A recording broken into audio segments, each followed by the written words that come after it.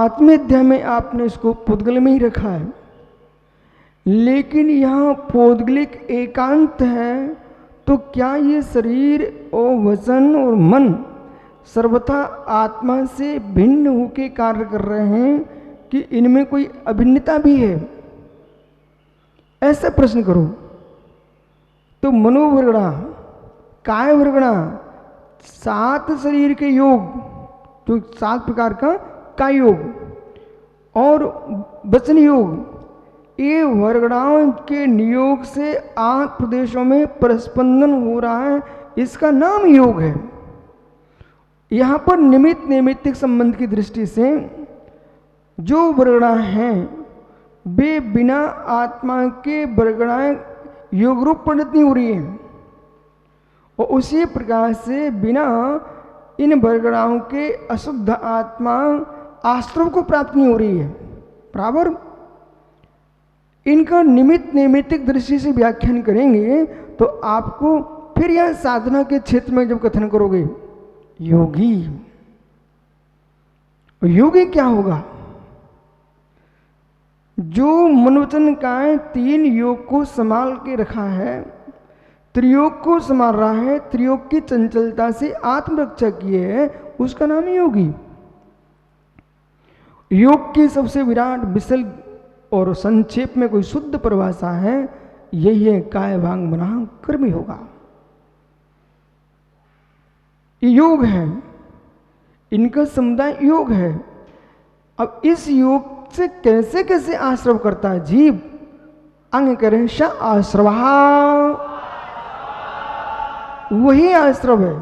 जो योग है वही आश्रव है। तो योग आश्रव कैसे हो सकता है? जैसे नहर आ रही है, नदी आ रही है, वास्तव में नहर नहीं आती, नदी नहीं आती, उसमें पानी आता है।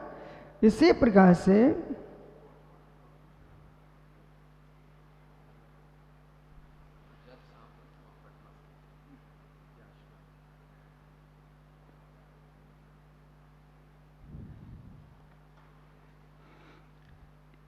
यहां पर कह रहे हैं कि आप जो आश्रव की व्याख्या कर रहे हो,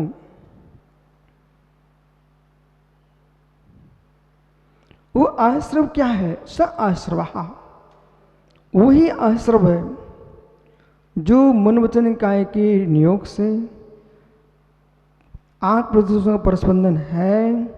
वो 8 प्रदेशों का जो परस्पंदन है, इसके नियोग से कर्म आते हैं, उसका नाम आश्रव।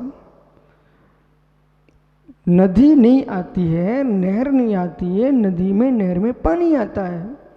ऐसे वास्तव में शरीर, वचन और काय ये नाली स्थानीय है, नहर स्थानीय है। इनमें जो बह के आ रहा है वो कर्म, वो है आश्रव है। वो आश्रव यदि आगम की दृष्टि में व्यक्ति समझता है, बहुत बड़े बड़े योगाचार, और योगाचार मतलब आसन लगाना, प्राणायाम कराना, इसमें योगाचारता हासिल की उन्होंने। पर वास्तव में योगाचार है कौन? जो अपने योग को संभालने वो योगाचार है। जो संतान को जन्म दे रहा है, बचना लाभ कर ही रहा है, व्यापार शरीर से चल ही रहा है, 5 पाप चल ही रहे हैं, तुम योगाचार किस विषय के हो? आसन प्राणायाम करने से योगाचार नहीं बनते हैं। यहां के जो योगाचार हैं वे कौन हैं? जिन्होंने योग को एकाग्र करके और सु उपयोग के साथ लीन किया है, अशुभ की निवृत्ति की है, शुद्ध की ओर लक्ष्य किया है। ऐसा वीतरागी साधक अपमीरो आत्मा को आत्मा में लीन किए हैं, और त्रियोग को समान करके त्रिगुप्ति का पालन कर रहा है। ऐसा वीतरागी दिगंबर श्रवण ही योगाचार है।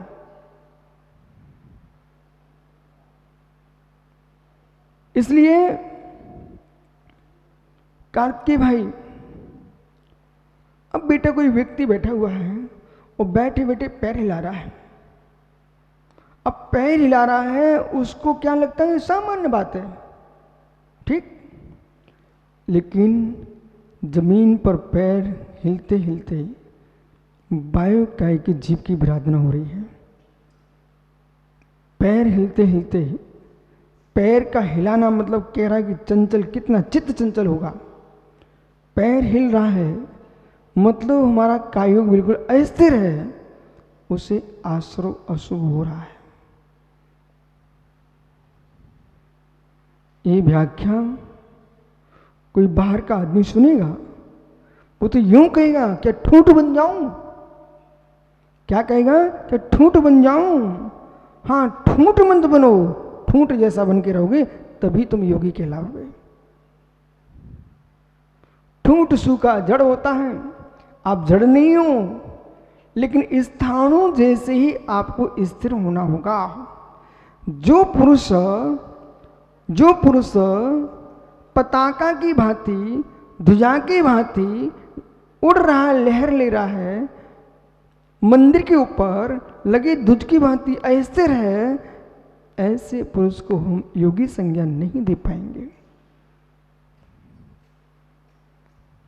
नहीं दे पाएंगे। यहां और विशेष विशेष, जितना योग संभालोगे, जितना योग तुम्हारा स्थिर होगा, काय योग स्थिर होगा, तो शेष योग भी तुम्हारे स्थिर हो सकते हैं। और जिनके काय योग ही स्थिर नहीं है, उनके शेष योग को स्थिर होने की कल्पना करना मत। जो शरीर को ही नहीं संभाल पा रहे हैं, वे वचन मन को क्या संभालेंगे।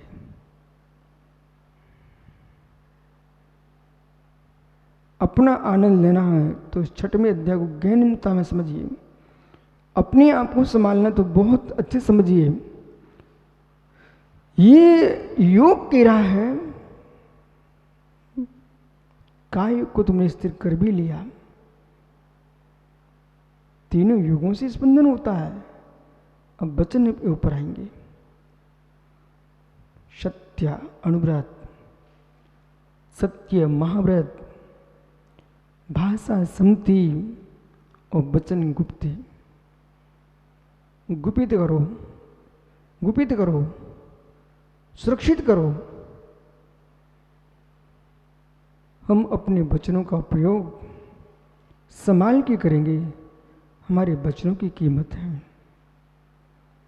वचनों की कीमत ना भी हो, कीमत जब दिखाएंगे राकेश पंडित जी, जब आप कर्म फल चेतना पर बात करोगे तो तुम्हारे वचनों की कीमत दिखाएंगे। कर्म फल चेतना की बात करोगे तो हम तुम्हारे वचनों की कीमत दिखाएंगे। और जब हम वचन को पुद्गल के पर्याय में रखते हैं, फिर दूसरे पक्ष में बात करते हैं। ओ मित्र, वचन तू नहीं है, तू चैतन्य है। जड़ वचनों के नियोग से चैतन्य को क्यों परेशान करने जा रहा है। ओ ज्ञानी, वचन तू नहीं है, शब्द पुद्गल की पर्याय है। अचेतन शब्दों के पीछे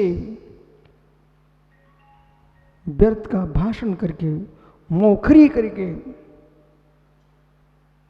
क्यों आत्मदेव को कर्मों से लिप्त कर रहा है। ओहो, होश ही नहीं है, जीव को होश ही नहीं है। राकेश भैया सोच रहे हैं हमारे 4 लोग बन जाएंगे, पर तुम इस बात को भूल चुके हो। 4 लोगों को बनाना होता तुमको तो इतना सुंदर कुटुंब छोड़ के क्यों आए हो आप। 4 लोगों को बनाने के लिए तुम वचन बोल रहे हो, इस बात को तुम भूल चुके थे, परम सत्य से दूर हो चुके थे। हे साधक, संसार में नारी के लिए सुंदरता घातक है।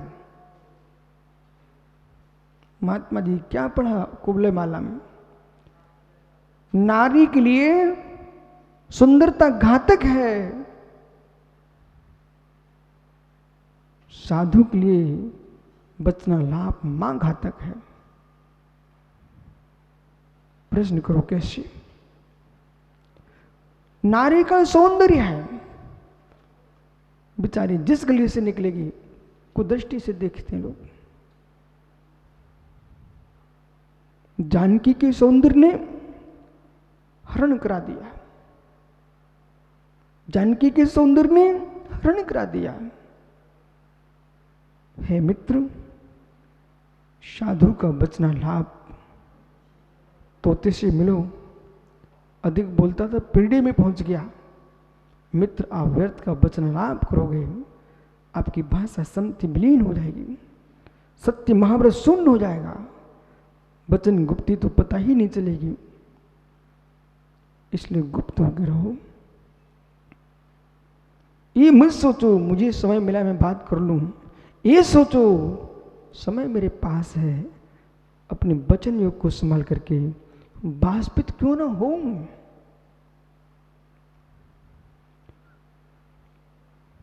मित्र, मित्र बटलुई को ढक दो तो जल्दी दाल पकती है, वाष्पित होती है। ऐसे जितना मुख ढक के चलोगे, अब विश्वास मानना, अंतर का आनंद आपका बढ़ेगा। और कहूं, स्पष्ट जनागम में लिखा है, जो जीव अपने वचनों को संभालता है, सत्य का पालन होता है, और सत्य जो होता है ज्ञान बीजम सत्यम, ज्ञान बीजम सत्यम। बेटा यशोधर जी, ज्ञान बीजम सत्यम संकेत ही दे सकते हैं, हम आपके भीतर प्रवेश नहीं कर सकते। ज्ञान बीजम सत्यम, जो सत्य व्रत होता है वो ज्ञान का बीज होता है। और सत्य का पालन कैसे होता है? बचना लाभ को मौन कर दीजिए, अधिक से अधिक मौन रखिए। ऐसा नहीं है कि आपकी सामायिक प्रतिगण सारी क्रिया हो चुकी है, अब आपके समय बचा है। मित्र, सामायिक तो कभी भी कर सकते आप। सामायिक के दो भेद हैं जनागम में, नियत सामायिक, नियतकालिक सामायिक, अनियतकालिक सामायिक।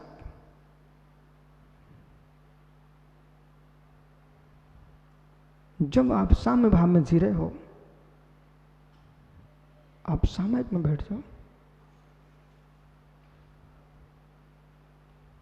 फिर आप देखो तुम्हारा अंदर का ज्ञान कैसे लहरें लेता है।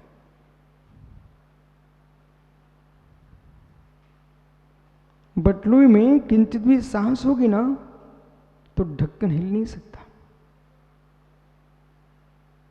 और बिल्कुल आपने दबा के रखा, सांस ही नहीं है, और जैसे ही अंदर से उबाल आएगा ढक्कन फेंक जाएगा।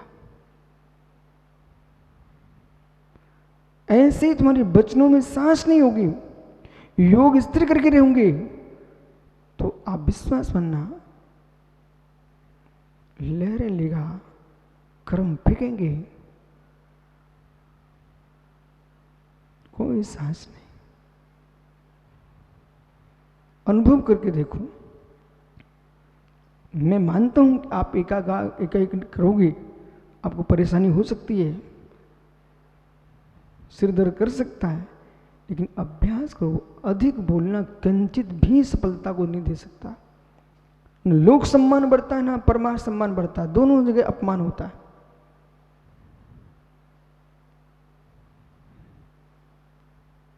लोग 10 जाएं, आपको सुनने आए, आप सुनाने मत जाओ। सुनने आए, सुनाने मत जाओ। इसलिए जहां कायोग को संभालने की प्रधानता दी जा रही है, वचन योग को संभालने की प्रधानता दी जा रही है। वचन योग संभल जाएगा, मन योग पर वचन योग का बहुत प्रभाव पड़ता है। यदि विश्वास न हो, एक दिन करके देखो। आप बुद्धिपूर्वक निर्णय करना कि आज मुझे बोलना नहीं है, और बिल्कुल साधना में बैठ जाना। फिर वो वचन का जो साधोगे उसको वचन से भी नहीं बोलना, काय से भी नहीं बोलना और मन से भी नहीं बोलना, तब वचन गुप्ति रूप परिणत होगा। कहीं से भी नहीं बोलना है। साधु जीवन में सबसे खतरनाक वस्तु है बहुप्रलाप। अबरल भाई, बहुप्रलाप सर्वोत्तम अपमान को प्राप्त होता जीव प्रलापी। और श्रावक के व्रतों पर 7 अध्याय में चर्चा करेंगे। मोक्रिया, बकवासशीलता, अनर्थ दंड है, अनर्थ दंड है। वो अनर्थ दंड किसे कहते हैं? ऐसा दंडा, ऐसा दंडा, ऐसा दंडा जो अपने द्वारा ही अपने द्वारा पीटा जाता, वो डंडा। स्वयं के द्वारा स्वयं की पिटाई करे, उसका नाम अनर्थ दंड है।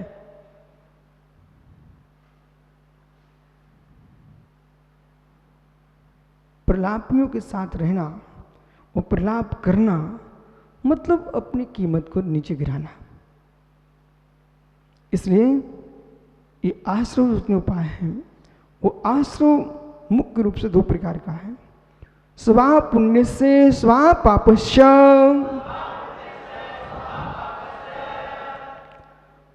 यह विशेष बात को समझना।